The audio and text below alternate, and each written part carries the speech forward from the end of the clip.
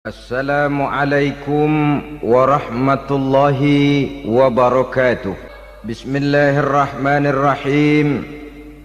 Alhamdulillahi rabbil alamin. Wassalatu wassalamu ala ashrafil anbiya'i wal mursalin wa ala alihi wa sahbihi ajma'in, amma ba'du. Saudara-saudara kaum muslimin rahimakumullah, salah satu dari misi Islam ialah mengangkat harkat dan martabat manusia yang sebelumnya dibedakan oleh warna kulit, oleh suku bangsa dan bahasa. Seluruhnya diikat dengan satu akidah, menghilangkan perbedaan akibat warna kulit, suku bangsa dan bahasa.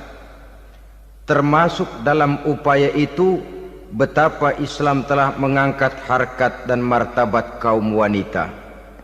Maka pada pertemuan kali ini kita akan membicarakan tentang peranan wanita sepanjang pandangan agama. Sebelum Islam datang, nasib perempuan nyaris hanya berputar di segitiga saja: dapur, sumur, kasur.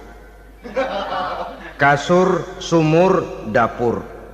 Seolah-olah wanita terpaut dengan tiga itu tadi.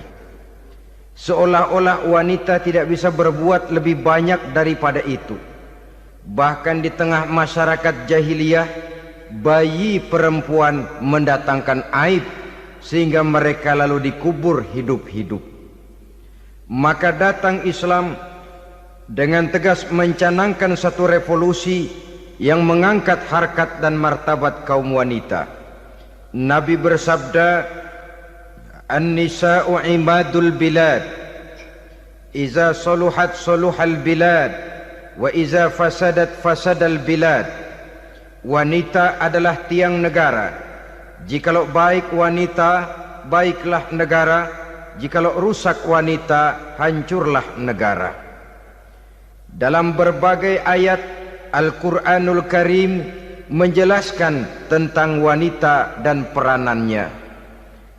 Al-Quran bercerita tentang Siti Hawa. Al-Quran bercerita tentang anak perempuan Nabi Adam, Iklimah dan Labuda, yang menyebabkan Habil dan Qabil saling berbunuh-bunuhan. Al-Quran menceritakan bagaimana ibunya Nabi Musa mendapat wahyu untuk menghanyutkan anaknya di hilir sungai Nil. Al-Quran bercerita tentang Siti Maryam, ibu daripada Nabi Isa. Al-Quran bercerita tentang dua putri Nabi Yusuf, yang akhirnya salah satunya menjadi istri daripada Nabi Musa. Pun Al-Quran bercerita tentang Ratu Balqis, seorang wanita yang menjadi penguasa di negeri Sabah, yang demikian besar pengaruhnya dan wawasannya. Dan banyak lagi Al-Quran menceritakan keadaan kaum wanita, sampai-sampai dalam Al-Quran ada satu surah yang dinamakan surah An-Nisa. Ini seluruhnya berarti bahwa Al-Quran telah menempatkan kaum wanita dalam satu posisi yang mulia dan terpuji. Al-Quran memberikan emansipasi, bahwa wanita berhak mengejar kemajuan sebagaimana halnya kaum laki-laki. Tetapi sungguh pun demikian, Al-Quran tetap memberikan batasan-batasan sepanjang emansipasi itu tidak bertentangan dengan kodrat kewanitaan itu sendiri. Kalau persamaan dan kemajuan, kalau emansipasi dan hak asasi sudah tidak sesuai lagi dengan kodrat kewanitaan, pada akhirnya bukan mengangkat harkat dan martabat kaum wanita, justru malah merendahkan derajat dan martabat kaum wanita itu sendiri. Seperti sebagian besar wanita ini, mereka berteriak menuntut tentang persamaan hak, tapi mereka melupa apa batasan daripada persamaan hak itu sendiri. Sesungguhnya Islam dengan segala konsepsinya yang mengangkat martabat kaum wanita itu memberikan keleluasaan kepada kaum wanita untuk maju bersama laki-laki sepanjang tidak menginjak-injak kodrat kewanitaan itu sendiri. Kalau sudah sampai kepada menginjak kodrat kewanitaan, maka akan merendahkan martabat kaum wanita. Sebab apa? Secara fisik dan psikis agaknya memang laki-laki sudah ditakdirkan oleh Allah untuk menjadi pembimbing bagi kaum wanita. Walaupun tidak tertutup kemungkinan wanita tampil sebagai pemimpin, tetapi dari segi fisik biologis misalnya, laki-laki itu diciptakan kekar, kuat untuk memikul dan melaksanakan tugas-tugas yang berat. Sedangkan perempuan pada umumnya adalah lembut, ayu, lemot, denok, geboy, dan lain sebagainya. Maka kalau kita baca sejarah, Allah itu belum pernah mengutus rasul perempuan. Semua rasul laki-laki. Sebab apa? Secara fisik biologis tugas kerasulan lebih dimungkinkan oleh seorang laki-laki. Tugas rasul itu berat. Kadang-kadang perang, dicaci maki, berhadapan dengan ujung tombak, ujung pedang dan lain sebagainya.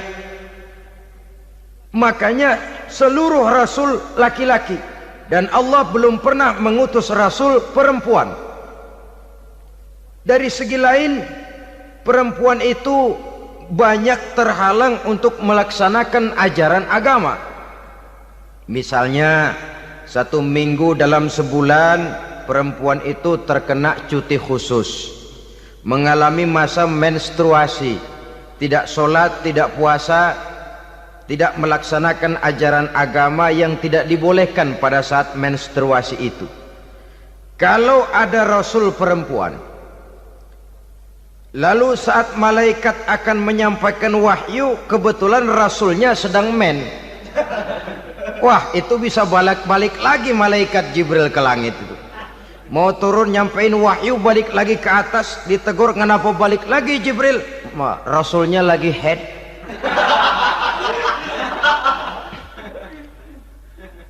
Atau pada saat agama dalam bahaya, agama dalam hinaan, agama dalam ancaman, rasulnya perempuan kebetulan sedang hamil besar. Apa lalu perang ditunda? Pengumuman perang ditunda saja sampai rasul melahirkan. Tentu lebih tidak mungkin lagi. Secara fisik biologis, laki-laki lebih memungkinkan untuk melaksanakan tugas kerasulan ini. Maka seluruh rasul yang diutus Allah adalah laki-laki. Saudara hadirin yang saya muliakan, sungguh pun demikian, Islam itu mengangkat martabat wanita sedemikian tinggi sebagai tiang negara yang menentukan jatuh dan bangunnya negara, yang ikut mewarnai bahkan menjadi warnanya suatu negara. Walaupun peranannya memang tidak begitu kelihatan, tapi sesungguhnya amat sangat menentukan. Oleh karenanya, secara umum emansipasi yang digariskan oleh Islam, emansipasi yang tidak bertentangan dengan kodrat kewanitaan di berbagai aspek kehidupan. Kalau sekarang emansipasi ini kelihatannya sudah salah pasang, salah kaprah. Bahkan belum lama kita menyaksikan bagaimana ada binaragawati. Di zaman sekarang perempuan sudah mulai angkat besi. Saya mulai mikir kalau perempuan sudah pada angkat besi, ini sudah tanda suaminya udah deket dibanting-bantingin ini. Tahun-tahun mendatang mungkin akan menyusul perempuan mulai narik becak.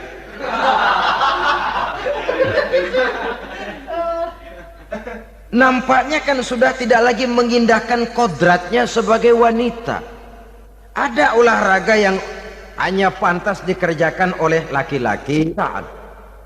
Oleh karena itu pada kesempatan ini kita akan mencoba melihat peranan wanita dari berbagai dimensinya. Yang pertama, peranan wanita sebagai istri. Adalah Rasul memilih istri pertamanya Sayyidatuna Khadijah radhiyallahu anha. Kalau pilihan utama beliau pertama kali nikah dengan Siti Khadijah, jelas itu pilihannya bukan karena kecantikan, Kenapa? Beliau nikahi Siti Khadijah dalam usia 40 tahun Khadijah dan 25 tahun Rasul. Statusnya janda pula. Kalau beliau seorang pemburu kembang, pemburu bunga, kenapa mesti nikah dengan janda berumur 40 tahun? Sedangkan beliau waktu itu masih berumur 25 tahun. Apa sasaran utamanya? Bisa kita lihat nanti. Setelah beliau diangkat menjadi Rasul, ternyata Khadijah lebih daripada seorang istri. Beliau masuk ke dalam staf Nabi. Orang lain beliau belum beriman, beliau malah beriman lebih dahulu sebagai perempuan pertama yang masuk Islam. Orang lain memusuhi Nabi, beliau malah mengorbankan hartanya untuk membantu perjuangan Nabi. Istri setia semacam ini dengan peranannya sebagai istri yang sedemikian rupa memberikan andil yang sangat besar bagi kesuksesan dan keberhasilan seorang suami. Yakinlah saudara, tidak ada seorang suami bisa meraih sukses yang besar, jadi apapun dia, profesi apapun yang dipegangnya, apa dokter, apa insinyur, apa pejabat pemerintah, apa politikus, apa ekonom, apa budayawan, apa kiai, apa mubalik, tidak ada yang bisa meraih sukses yang besar tanpa peran serta istrinya, walaupun tidak begitu kelihatan dan nampak oleh pandangan mata yang zahir. Sebaliknya, seorang istri bisa mempengaruhi suaminya. Seorang suami yang jujur, polos, lugu, sederhana, bisa jadi koruptor ulung kalau didorong-dorong oleh istrinya. Seorang istri Pak Lurah memang tidak ikut mengatur kelurahan, tapi dia bisa mewarnai suaminya. Seorang istri gubernur memang tidak ikut mengatur provinsi, tapi dia bisa mewarnai suaminya. Sepanjang warnanya positif, tentu sangat baik dan sangat diharapkan. Tetapi kalau warnanya negatif, kiamatlah akibatnya umat ini. Oleh sebab itu, peran pertama dari kaum wanita sesungguhnya adalah sebagai istri yang mendampingi suami untuk mengolah dan melaksanakan tugas-tugas besar. Dari seorang yang paling kecil sampai kepada seorang yang punya jabatan paling tinggi sekalipun, pengaruh dan peranan istri memang sangat menentukan. Saudara hadirin kaum muslimin rahimakumullah, itulah sebabnya Nabi menikah dengan Siti Khadijah. Dan lebih dari itu, sebelum menikah dengan Nabi, Siti Khadijah itu sudah terkenal sebagai pengusaha wanita, business girl kalau bahasa sekarang ini. Bahkan jaringan bisnisnya tidak hanya Mekah saja, tidak hanya antar kota, bahkan sudah antar negara, dari Mekah ke Syam, dari Mekah ke Madinah dan lain sebagainya, yang bahkan kita tahu Rasul pada mulanya pun ikut membantu perdagangannya Siti Khadijah radhiyallahu anha ini. Jadi kalau bercermin dari karier Siti Khadijah, boleh saja wanita bergerak di bidang bisnis, asal memang profesi, bukan karena dengan senjata dan modal kecantikan lalu membujuk dan merayu orang sampai telak sehingga bisnisnya berjalan lancar dengan jalan menjual kecantikannya. Tidak, bergerak di bidang bisnis yang memang profesinya di situ. Tidak ada salahnya. Bisa saja perempuan menjadi business girl seperti yang dicontohkan oleh Siti Khadijah radhiyallahu anha ini. Sebab itu, kontes-kontesan yang hanya bertitik kepada rupa yang ayu saja, rupa yang cantik saja, sesungguhnya bukan hanya tidak bermanfaat, tapi saya pikir juga sangat tidak mendidik. Yang mengajar anak-anak remaja putri kita untuk berlomba-lomba hidup dalam kepalsuan. Alis mata palsu, hidung pesek dimancungin palsu, operasi plastik. Alis matanya dikerik, bikin yang palsu. Tai lalat lagi bikin yang palsu. Gincu bibir dimerahin, palsu. Seluruhnya hidup dalam kepalsuan. Akan lebih baik kalau kita ini misalnya mengadakan kontes yang menitik beratkan kepada ketinggian IQ, kecerdasan, kemampuan, skill, keahlian dan kemampuan. Tidak hanya dititik beratkan kepada rupa yang ayu dan cantik semata-mata. Sebab di samping manfaatnya diragukan, juga sangat tidak mendidik buat generasi yang akan datang. Terutama ibu-ibu, peran utama wanita sesungguhnya adalah sebagai istri mendampingi suami dalam melaksanakan tugas-tugas besar. Satu hari serombongan ibu-ibu pernah datang menghadap Rasul mengajukan satu resolusi, protes kalau bahasa kita sekarang. Ya Rasul, ada apa bu? Kalau laki-laki sih enak.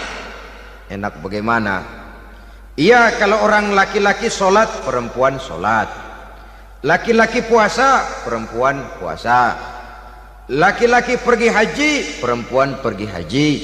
Laki-laki menuntut ilmu, perempuan bisa menuntut ilmu. Tapi kalau laki-laki pergi jihad, perang membela agama, kami perempuan tidak bisa ikut jihad perang di medan pertempuran.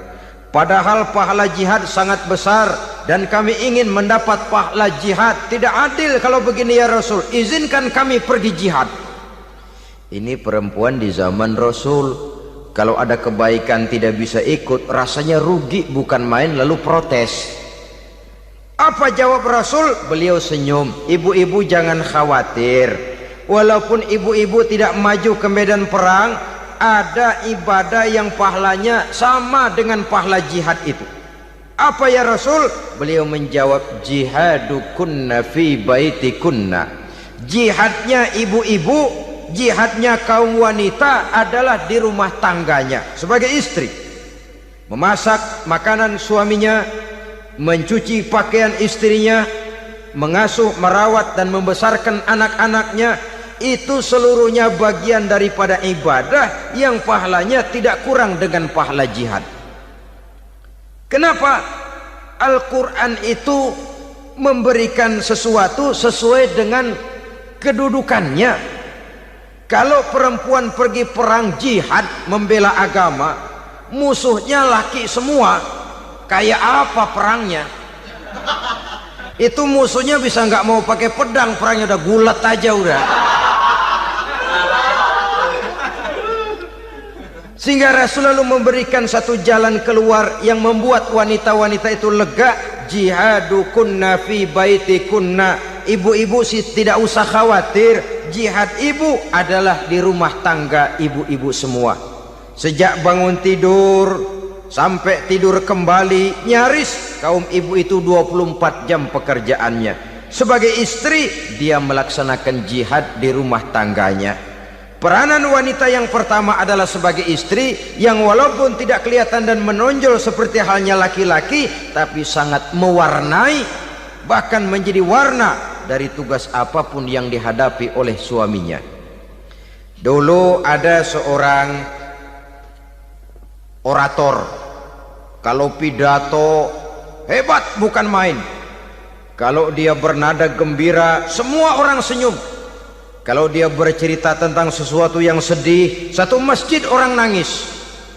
Orang tanya kepadanya, Pak, bisa pidato begitu hebat, siapa yang bikin?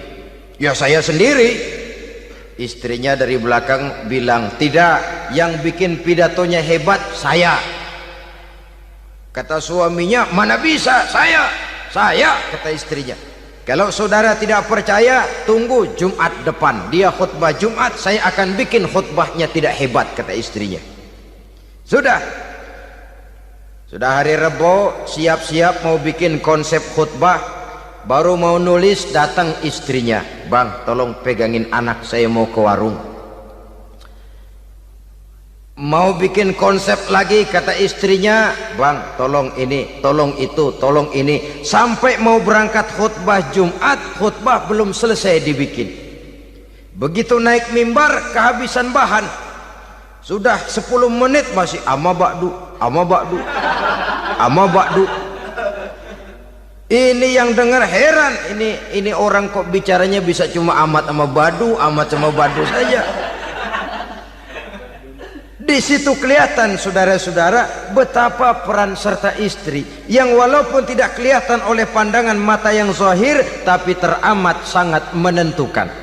Sekali lagi, tidak ada seorang suami bisa sukses jadi apapun dia tanpa peran serta istrinya di rumah.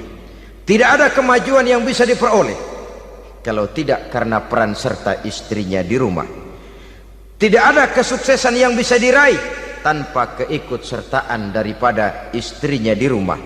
Walaupun suaminya yang dikenal orang, suaminya yang dipuji orang, suaminya yang disanjung orang, bagian besar tetaplah saham dan andil daripada istrinya yang di rumah itu. Ini makna an-nisa imadul bilad. Wanita adalah tiang negara. Jikalau baik wanita, baik negara. Jikalau rusak wanita, hancur negara. Karena wanita, negeri Sabah menjadi terkenal, tentram, aman, wawasan politiknya luas. Seorang semacam Cleopatra bisa menaklukkan Julius Caesar. Dan begitu selanjutnya. Banyak cerita-cerita betapa wanita yang berperan di belakang layar ini bahkan bisa menggoyangkan negara. Bahkan yang paling dekat saja contoh dengan kita, Senator Gary Hart. Saudara masih dengar tentu itu, betapa harus terpaksa mengundurkan diri dari pencalonan presiden Amerika karena kasusnya dengan Donna Rice itu, dengan hostess itu. Betapa di sini seorang perempuan atau seorang wanita sanggup membongkar seseorang yang punya masa depan ceria untuk menuju kursi kepresidenan dari suatu negara adidaya seperti Amerika, bisa gagal berantakan karena skandalnya itu. Apa penyebabnya? Wanita. Tapi wanita juga bisa menyebabkan menjadi cambuk majunya laki-laki. Wanita juga bisa menghancurkan dan mengubur laki-laki. Saudara hadirin yang saya muliakan, ia memang kelihatannya makhluk yang lemah, tapi di balik kelemahannya itu sesungguhnya dia bisa menelan laki-laki yang bagaimanapun besarnya. Saudara-saudara kaum muslimin rahimakumullah, terutama ibu-ibu yang saya hormati, jadi peranan yang pertama wanita sebagai seorang istri. Yang kedua, wanita sebagai ibu. Ini juga sangat besar pengaruhnya dalam membentuk generasi masa yang akan datang. Bapak oleh karena kesibukan tugasnya tentu lebih banyak di luar rumah. Yang nyaris 24 jam di rumah itu ibu. Bagaimana dia merawat anaknya, bagaimana dia menaruh perhatian terhadap anaknya, bagaimana ia melimpahkan kasih sayang kepada anak-anaknya, akan membentuk kepribadian anak dan artinya membentuk generasi yang akan datang. Kalau seorang ibu sudah cuek-cuek saja kepada anaknya, padahal Quran mengatakan al-jannatu tahta aqdamil ummahat, surga di bawah telapak kaki ibu. Hadis ini bisa kita artikan macam-macam. Pertama, anak tidak akan mendapat kebahagiaan tanpa ridho daripada ibunya.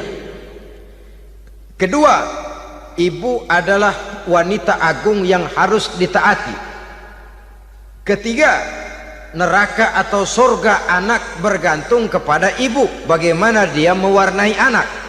Kalau ibunya cuek-cuek saja sama anaknya, dan sering jadi contoh klasik, kalau anak ayamnya beduk maghrib belum pulang, satu RT dicariin, hansip diundang, kalau perlu dan ramil dilaporin. Tapi kalau anak gadisnya jam 12 tengah malam belum pulang, ibu tenang saja Pak. Tidak tergerak dan tidak tertarik hatinya. Ya tentu tidak semua. Kalau sudah begitu, bukankah hakikatnya ibu sudah menciptakan neraka buat anaknya sendiri? Khalil Gibran dalam satu tamsil yang indah pernah mengatakan, kalau kita diberikan sebutir mutiara, sebutir intan, dan intan itu sebutirnya sebesar telur ayam, benda yang sangat langka dan berharga, tentu kita sayang intan atau mutiara itu. Kita jaga baik-baik, kita simpan dalam kotak, kotaknya kita kunci, kotak itu kita simpan di dalam lemari, lemarinya kita kunci lagi. Lemarinya ada di dalam kamar, kamarnya pakai pintu, pintunya kita kunci lagi. Kamar itu ada dalam rumah, rumahnya pakai pintu, dikunci lagi. Kemudian rumahnya pakai pintu gerbang besar, gerbangnya juga digembok lagi. Untuk menjaga intan itu jangan sampai hilang, begitu usaha kita berlapis-lapis. Dan intan itu sudah diberikan kepada kita, kata Khalil Gibran. Apa dia? Anak-anak yang diamanahkan Allah kepada kita. Itu intan-intan mahal, itu mutiara-mutiara pilihan yang dititipkan dan diamanahkan untuk kita jaga sebaik-baiknya. Haruskah dia sia-sia di tangan kita? Haruskah dia merana jatuh di tangan ibu yang tidak punya tanggung jawab? Saudara hadirin yang saya muliakan, oleh karenanya peranan sebagai ibu ini sangat menentukan bagi pembentukan generasi yang akan datang. Salah ibu mengarahkan anak, akan lahir generasi mendatang yang tidak kita harapkan. Sehingga Nabi bersabda, kullu mauludin yuladu 'alal fitrah fa abawaihi yuhawwidanihi aw yunassiranihi aw yumajjisanihi. Setiap bayi dilahirkan dalam keadaan suci, setiap bayi dilahirkan dalam keadaan bersih, tidak punya dosa. Islam tidak mengenal dosa warisan. Semua saja bayi lahir dalam keadaan suci dan bersih. Kalau demikian lalu bagaimana? Kata Nabi, ibu bapaknya lah yang kelak akan menjadikan anak itu sebagai Yahudi, yang kelak menjadikan itu anak itu sebagai Nasrani, atau menjadikan anak itu sebagai Majusi. Ibu bapaknya yang mewarnai anak. Ibaratnya anak itu kertas putih, mau ditulis tinta hijau warnanya hijau, mau ditulis tinta merah warnanya merah, mau ditulis tinta hitam pun warnanya hitam. Oleh karena itu pembentukan anak yang soleh secara mental sesungguhnya sudah diwarnai oleh kebiasaan ibu bapak dalam pergaulan di rumah tangganya secara mental. Sehingga dengan demikian saudara-saudara, salah kaprah ibu dalam mengarahkan anak-anaknya akan melahirkan generasi penerus yang sungguh-sungguh tidak kita harapkan, dan pada gilirannya akan membahayakan perkembangan bangsa dan negara, membahayakan kita sebagai suatu umat. Apalagi sekarang ini masih banyak orang-orang muslim, orang-orang tua muslim yang kadang-kadang menyekolahkan anaknya di sekolah yang membahayakan akidahnya, mematikan imannya, menghancurkan tauhidnya. Pokoknya asal bonafid keluar sekolah ada jaminan lapangan kerja, perkara anak mau kafir mau murtad bukan urusan. Alangkah ironi dan sangat menyedihkan. Saudara-saudara yang saya hormati, jadi dari segi kaum wanita peranan ibu sangat besar. Dari segi anak, ketaatan kepada ibu, doa restu ibu akan membawa kepada kebahagiaan hidup. Doa ibu mustajabah, kutukan ibu manjur. Beberapa hikayat dan riwayat menjadi contoh dan tamsil buat kita betapa tidak ada satu kebahagiaan di dunia ini yang bisa ditegakkan tanpa doa restu daripada ibu. Pantas kalau dalam Al-Quran ada ummul kitab, ibunya atau induknya kitab. Tiap negara punya ibu kota, bapak kota tidak ada. Lalu lagi wawasan Nusantara disebut ibu pertiwi, bapak pertiwi kemana tahu. Saudara hadirin yang saya muliakan, lalu dalam peringatan hari-hari besar nasional ada yang namanya Hari Ibu. Hari bapak nggak pernah diperingati. Ada hari ibu, dan ibu itu pun ada Ibu Kartini, ada Ibu Dewi Sartika, dan macam-macam lagi yang seluruhnya merupakan refleksi dan gambaran betapa peranan kaum wanita di dalam kehidupan ini yang memang banyak mewarnai dan menjadi warna dari suatu kegiatan.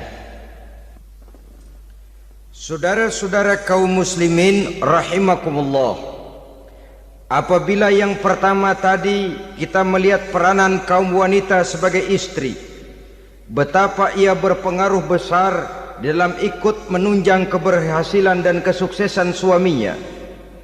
Kemudian pada peranannya yang kedua, wanita sebagai ibu di rumah tangga, betapa ia ikut membentuk, mempengaruhi, mewarnai dan membimbing kepribadian anak sebagai generasi penerus, maka pada peranan yang ketiga ini kita akan melihat wanita sebagai social agent, sebagai penggerak kegiatan sosial di berbagai bidang kehidupan.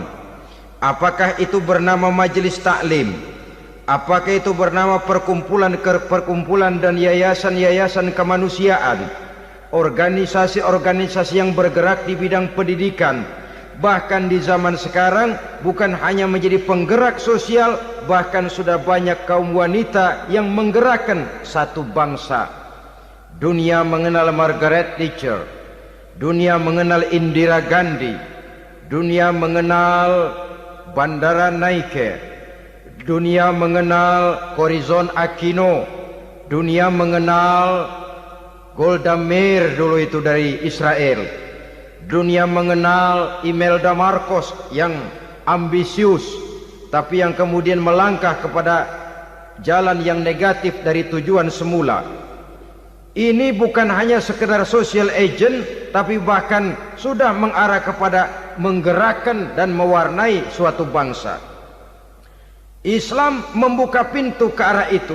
Wanita duduk dan berfungsi sebagai social agent, mengurus berbagai macam perkumpulan yang bertujuan kepada kebajikan, menyantuni yatim piatu, memelihara kesehatan, menyayangi binatang, memelihara kelestarian lingkungan dan lain sebagainya.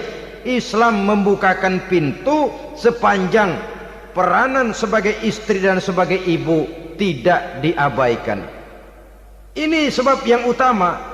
Salah seorang perempuan, kaum wanita, kalau terlalu aktif berorganisasi, terlalu aktif bermasyarakat, terlalu aktif dalam berbagai macam perkumpulan, lalu melupakan tugas utamanya sebagai istri dari suaminya, sebagai ibu dari anak-anaknya. Ibu asik rapat sana rapat sini, anak tidak pernah diajak rapat, akhirnya si anak bikin perkumpulan sendiri, rapat menurut versi mereka, sehingga akibatnya yang timbul anak merasa kurang diperhatikan oleh ibunya. Ngaji bagus, tapi kalau sepanjang hari ngaji saja, suami pulang mau makan tidak ada makanan, mau berganti pakaian belum lagi diteriska pakaiannya, tentu ini melupakan fungsi yang utama. Kegiatan sosial, kegiatan di organisasi adalah jadwal kegiatan setelah fungsi sebagai istri dari suami, sebagai ibu dari anak-anak dilaksanakan dengan sebaik-baiknya.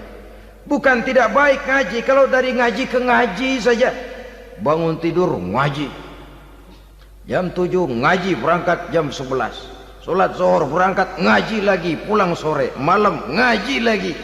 Suami tidak terurus, anak-anak pun terbengkalai, rusaklah rumah tangga. Dan bukankah satu bangsa terdiri dari satu tatanan masyarakat, dan tatanan masyarakat yang paling kecil bernama keluarga. Keluarga merupakan unit dari masyarakat, unit yang terkecil, dan keluarga terdiri dari pribadi-pribadi yang merupakan bapak, ibu, dan anak-anak. Sehingga masyarakat bangsa yang baik terdiri dari masyarakat yang baik, masyarakat yang baik tersusun dari keluarga-keluarga yang baik, dan keluarga yang baik akan muncul dari pribadi dan individu yang baik.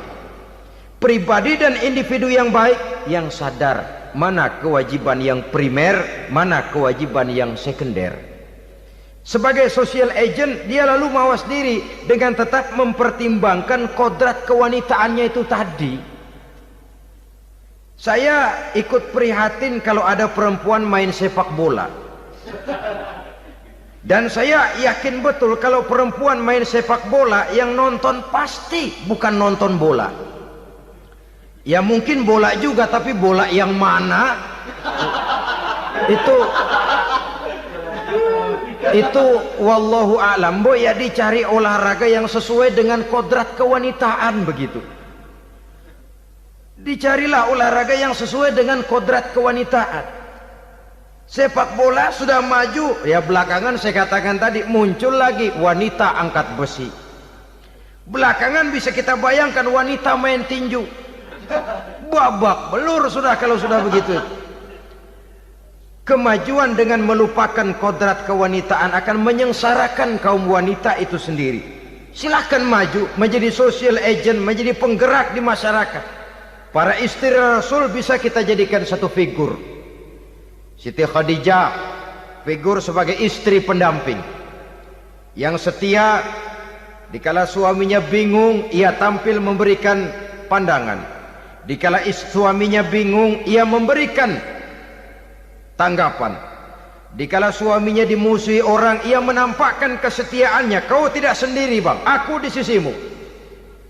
Dikala jiwanya gelisah ketika pertama kali menerima wahyu berhadapan dengan malaikat Jibril, Khadijah yang menghibur. Kalla ma yukhzikallahu abada. Tidak apa-apa bang, Allah tidak akan menyusahkan kau untuk selamanya. Tenang sajalah, tenang. Abang orang baik-baik, Allah tidak akan menyengsarakan abang. Peran sebagai istri. Dan Rasul mantap. Sehingga bertahun setelah Khadijah wafat, selalu terkenang dan dikenang oleh Rasul. Pernah satu saat beliau itu seperti orang melamun. Aisyah tanya, kok seperti ngelamun bang? Iya, kata Rasul, saya seperti mendengar suara terompahnya Khadijah di surga. Padahal Khadijah sudah lama wafat. Aisyah mendengar itu rada sedikit manyun. Kata Aisyah, bang, cukup sekali ini saja, jangan sebut-sebut lagi nama itu ya. Cemburu rupanya. Ya soal cemburu sih nggak bini Nabi, nggak bini kita, namanya cemburu. Perempuan mesti ada. Apa jawab Rasul? Ya Humairah, Aisyah, haruskah saya melupakan seseorang yang dikala orang lain memusuhi saya, dia mati-matian membela saya. Dikala orang lain mau membunuh saya, dikorbankan hartanya untuk membantu perjuangan saya.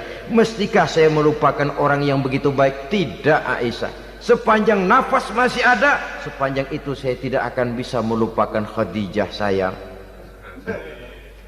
Peran sebagai istri Khadijah ini, peran sebagai istri. Suaminya bingung, istrinya memberikan hiburan. Kadang kan tidak, suami bingung, istri bingungan lagi. Ya sudah, mari ramai-ramai kita bingung sudah. Bukan mencari jalan keluar, yang sudah bingung malah ditambahin bingung lagi. Saudara hadirin yang saya hormati, lalu figur Siti Aisyah, muda, cantik, kreatif, cerdas. Kalau bahasa sekarang barangkali wanita karier ini. Ini figur-figur loh. Jadi punya keistimewaan masing-masing, sehingga ada pilihan. Ya tentu orang mencari istri itu kan karena ada dasar pilihan. Mungkin rupanya kurang menarik tapi akhlaknya bagus. Mungkin akhlaknya sedang-sedang saja tapi potongannya cakep, masih ada pilihan. Sudah potongan jelek, akhlak bejat. Emangnya lu milih merem tempo hari ya?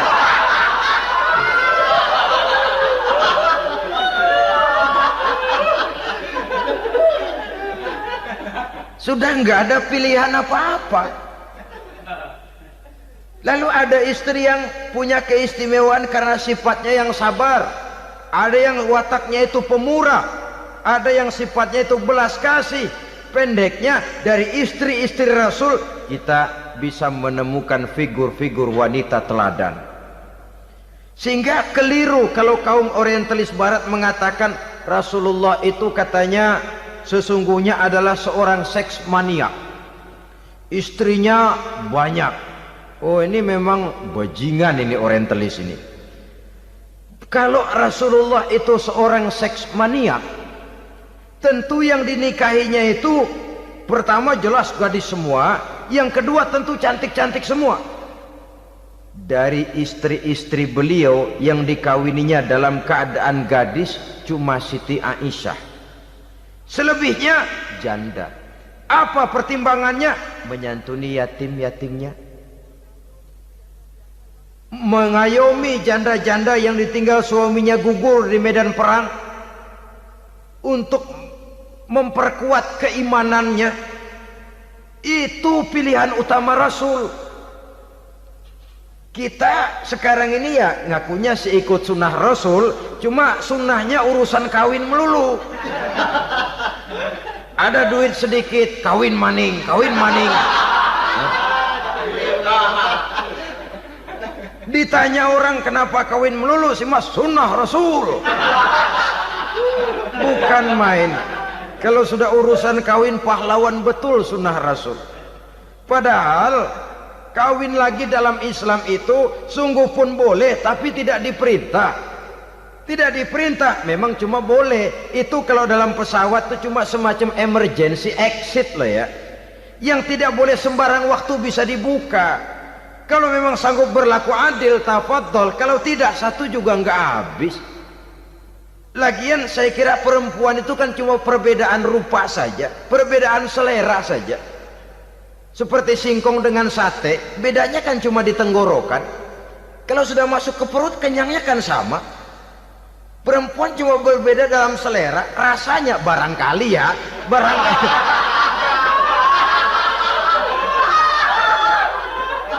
Barangkali tidak jauh beda. Saudara hadirinlah, Islam ini mengatur lewat pintu yang dinamakan nikah itu tadi, sehingga dengan demikian bisa dinikmati secara tenang, tentram. Tidak usah manusia ya, kucing saja. Coba lihat kucing. Kalau ikan dia boleh nyolong, kucing itu boleh curi, makannya nggak tenang kucing. Coba lihat ini. Asal dia nyolong ikan, makannya juga mindik-mindik. Matanya nengok kiri, nengok kanan. Ada sedikit gerusak, kabur. Secara nalurinya kucing tahu kalau ini ikan curian, makannya nggak tenang dia. Tapi kalau ikan kita kasih, kucing anteng, geledek juga nyamber, manteng aja dia. Nalurinya mengatakan ini ikan dikasih sama yang punya, tenang dia. Saudara hadirin yang saya hormati, orang juga gitu. Kalau hubungan suami istrinya sudah sah, diikat dengan akad nikah, tenang, anteng, nggak gerasak gerusuk, nggak kayak diubur-ubur maling, anteng aja. Dan yang ngintip juga cuek aja udah. Biarin aja dia ngintip, capek sendirilah.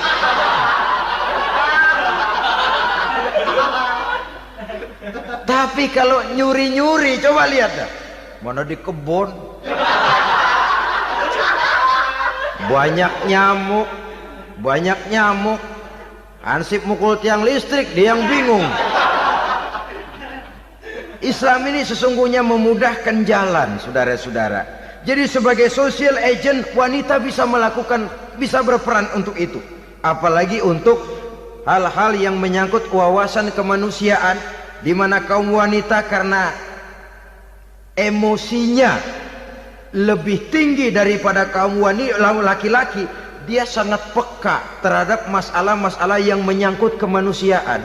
Hatinya mudah tergugah, perasaannya cepat terenyuh, dengan penderitaan dia cepat tergugah. Dia bisa menjadi social agent tanpa harus melupakan fungsi utama sebagai istri dan sebagai ibu dari anak-anaknya, sebagai istri dari suaminya. Saudara hadirin yang saya muliakan, dahulu Al-Quran pernah menceritakan betapa istri-istri pembesar di istana mewah di zaman Nabi Yusuf, kalau istilah sekarang nyonya-nyonya jet set, nyonya-nyonya VIP, betapa mereka mau memporak-porandakan keimanan seorang pemuda seperti halnya Nabi Yusuf alaihi salam. Dan Nabi Yusuf kemudian ternyata tidak mau jadi gigolo yang kerjanya hanya menyenangkan wanita-wanita jet set kelas VIP ini tadi. Sesungguhnya ini cuma satu simbol yang kejadiannya bisa saja terjadi pada zaman modern dalam versi dan kondisi yang berbeda. Namun bagaimanapun juga, wanita dengan peranannya sebagai social agent, sebagai penggerak masyarakat, sangat besar pengaruhnya dalam ikut mewarnai perkembangan suatu negara. Seorang suami perlu memberikan dorongan kalau istrinya aktif di bidang sosial, asal dengan catatan saja, fungsi sebagai istri, fungsi sebagai ibu, jangan sampai terlantar karenanya. Bahkan saya katakan tadi, di zaman sekarang wanita tidak lagi hanya berfungsi sebagai social agent, bahkan sebagai national agent, penggerak dari satu bangsa. Muncul wanita-wanita yang jadi menteri, yang jadi anggota DPR, bahkan yang jadi kepala desa dan lain sebagainya. Secara umum memang ar-rijal qawwamuna 'alan nisa. Laki-laki adalah pembimbing bagi kaum wanita karena kelebihan fisik biologis, kelebihan kemampuan intelektual dan lain sebagainya. Namun wanita pun boleh saja menjadi social agent sepanjang catatan yang saya sampaikan tadi. Jangan sampai melupakan kodrat kewanitaan, jangan sampai mengalahkan fungsi sebagai istri dari suaminya, sebagai ibu daripada anak-anaknya. Nah, kemudian fungsi yang keempat di bidang ilmu pengetahuan. Islam memberikan kesempatan yang sama kepada kaum wanita. Thalabul ilmi faridatun ala kulli muslimin wa muslimatin. Menuntut ilmu itu wajib hukumnya bagi orang Islam, baik laki-laki maupun perempuan. Sampai dibentuk kalimat pengecuali khusus ini, muslimin wa muslimatin, bagi muslim laki-laki, bagi muslim perempuan. Dan alhamdulillah, kalau dulu di zaman Raden Ajeng Kartini, nasib perempuan berada di balik pintu yang digembok rapat-rapat. Siklusnya berputar cuma sumur, dapur, kasur, kasur, sumur, dapur, dapur, sumur, kasur. Melingkar di situ satu saja peranan kaum wanita. Memberontak jiwa Raden Ajeng Kartini, menuntut persamaan bahwa wanita berhak maju sama dengan laki-laki. Entah Islam sejak 14 abad yang lalu sudah mencanangkan ini, menuntut ilmu wajib bagi laki-laki dan perempuan beragama Islam. Orang Islam baik dia laki-laki, baik dia perempuan, wajib menuntut ilmu.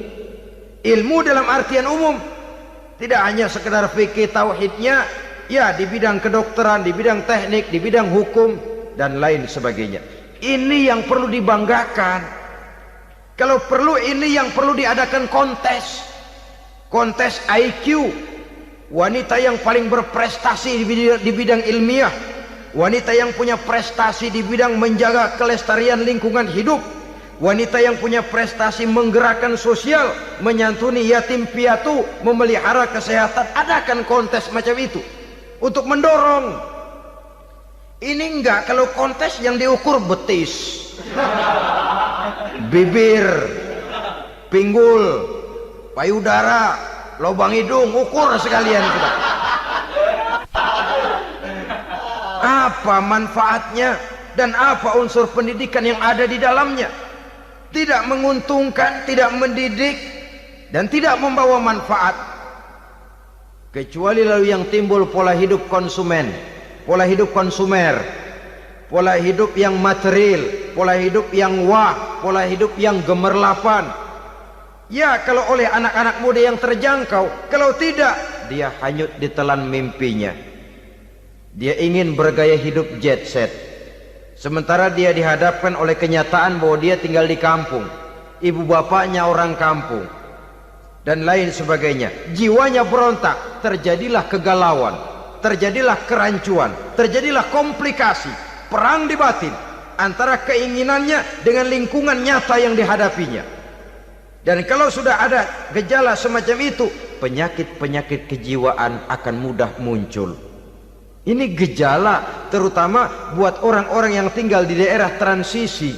Kota besar bukan, kampung banget juga enggak, daerah cekak.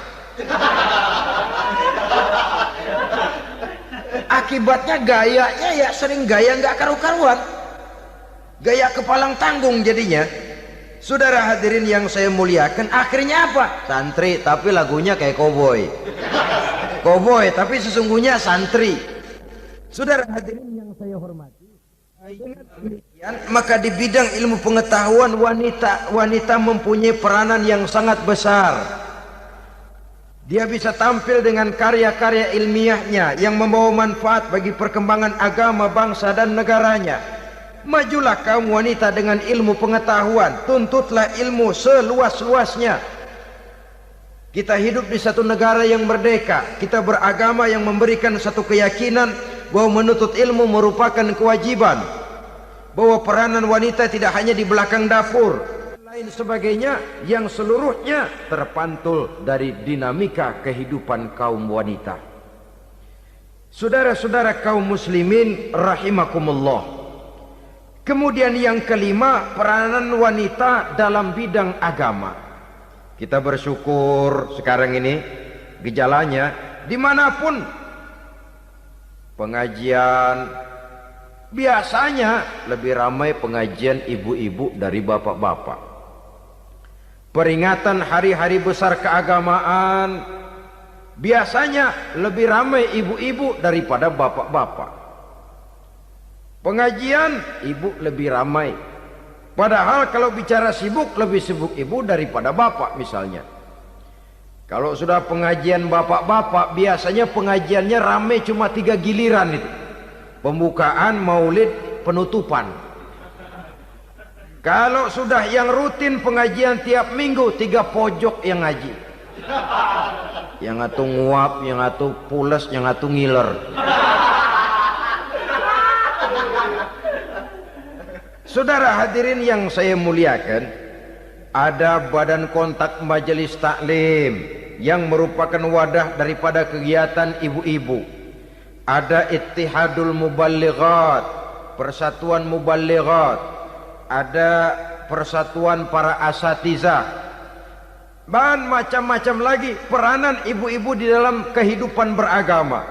Tapi sesungguhnya harus dimulai dari bagaimana si ibu mewariskan jiwa agama kepada anak-anaknya di rumah tangganya. Kalau itu gagal, dia mau melangkah ke masyarakat, dia sudah gagal sejak awal sesungguhnya. Keberhasilannya dia menata masyarakat akan mengakibatkan dia nanti bernasib seperti Nabi Nuh. Berhasil mengajak beberapa orang kafir mengikuti ajarannya, tapi gagal mengislamkan putranya sendiri Kan'an. Bukan tidak berusaha, tapi memang Allah sudah menghendakinya sedemikian untuk menjadi contoh buat kita semua. Yang penting orang tua berusaha dan berikhtiar. Kalau sudah berusaha dan berikhtiar, anak ternyata memang sulit diurus, barangkali memang fotokopinya Kan'an tuh anak. Ya orang tua kalau sudah berusaha, ya tawakallah. Jangan belum berusaha lalu berkata, jangan anak kita, anak Nabi aja ada yang bengal. Ngajar tidak mau, mengajar anak tidak mau, mendidik anak tidak mau, lalu mencontoh Nabi, salah kaprah namanya. Kaum wanita bisa berperan di dalam agama. Ketika Rasul hijrah, itu kan beliau tidak langsung ke Madinah. Dari Mekah itu beliau mengambil jalan arah ke kiri menuju Gua Sur. Ini dalam strategi militer punya makna sendiri. Jenderal yang ulung, ahli strategi militer ini. Di Gua Sur sana beliau tinggal 2 hari 3 malam. Siapa yang membawa makanan ke Gua Sur? Siapa yang menjadi kurir untuk mengintai kegiatan-kegiatan Quraisy setelah Nabi berangkat hijrah? Asma, putri Abu Bakar Siddiq radhiyallahu anhu. Jadi kurir, jadi spion, membawa makanan untuk Rasul dan ayahnya di Gua Sur. Ini peranan wanita. Di tengah bahaya, di tengah keadaan posisi terjepit, Rasul di dalam gua, diamatinya keadaan Quraisy, dilaporkannya kepada Rasul. Jasa seorang wanita bernama Asma, putri dari Abu Bakar Siddiq radhiyallahu anhu. Rabi'atul Adawiyah, seorang sayyidah sufiyah, ahli tasawuf yang terkenal dengan ajaran cintanya kepada Tuhan. Dia bisa menjadi tokoh wanita dalam gerakan sufi oleh karena kegiatannya di bidang agama dalam arti mujahadahnya kepada Allah Subhanahu wa taala. Dia korbankan bagian besar daripada hidupnya untuk mengabdi kepada Allah. Setelah suaminya meninggal, seumur hidup dia tidak pernah nikah lagi. Bukan tidak cantik, cantik. Bukan tidak ada yang mau, banyak yang meminang. Bahkan diantaranya termasuk Sufyan Tsauri, seorang tokoh juga, pernah mencoba meminang beliau. Kata Sufyan, Rabi'ah, bagaimana? Kamu kan janda? Iya. Lalu, lah saya kan duda. Jadi bagaimana? Daripada kita masing-masing sendiri-sendiri kan lebih baik kita join. Maksud kamu apa? Saya mau meminang kamu. Boleh? Tapi mas kawinnya saya minta engkau jawab 4 pertanyaan saya. Kalau bisa, diri saya seutuhnya saya berikan kepada kamu. Kalau tidak, tidak usah saja. In ajabtani fi 4 masail fa ana laka. Kalau engkau sanggup menjawab 4 pertanyaan saya, seluruh diri saya bulat-bulat saya serahkan kepada kamu. Yang pertama, Sufyan, semua orang kan bakalan mati. Iya.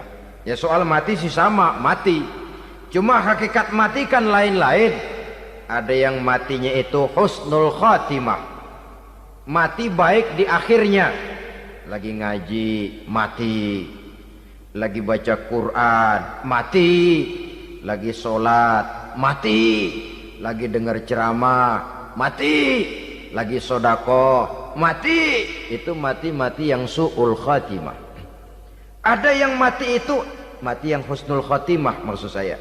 Ada mati itu yang disebut su'ul khatimah, jelek di penghujungnya. Lagi nyekek botol, mampus. Lagi banting kartu, plak plak, habis. Lagi makan riba, mati. Lagi zina, mati. Lagi nipu, mati. Kira-kira kalau saya nanti mati, su'ul khatimah apa husnul khatimah? Loh, saya enggak tahu, kamu mati saja belum. Tidak bisa kamu jawab, tidak bisa. Yang kedua, setelah mati kita masuk ke alam kubur. Di kubur kita akan dapat nikmat kubur atau azab kubur. Hari itu kira-kira saya dapat nikmat apa dapat azab? Saya tidak tahu. Di padang mahsyar setelah ditimbang kita dapat kitab di tangan kanan kalau baik, di tangan kiri atau dari belakang kalau jahat. Hari itu saya dapat kitab di tangan kiri apa tangan kanan? Saya enggak tahu. Yang keempat, orang akan lewat di atas sirat. Yang selamat sampai surga, yang celaka sampai ke neraka. Kira-kira saya yang selamat apa yang celaka?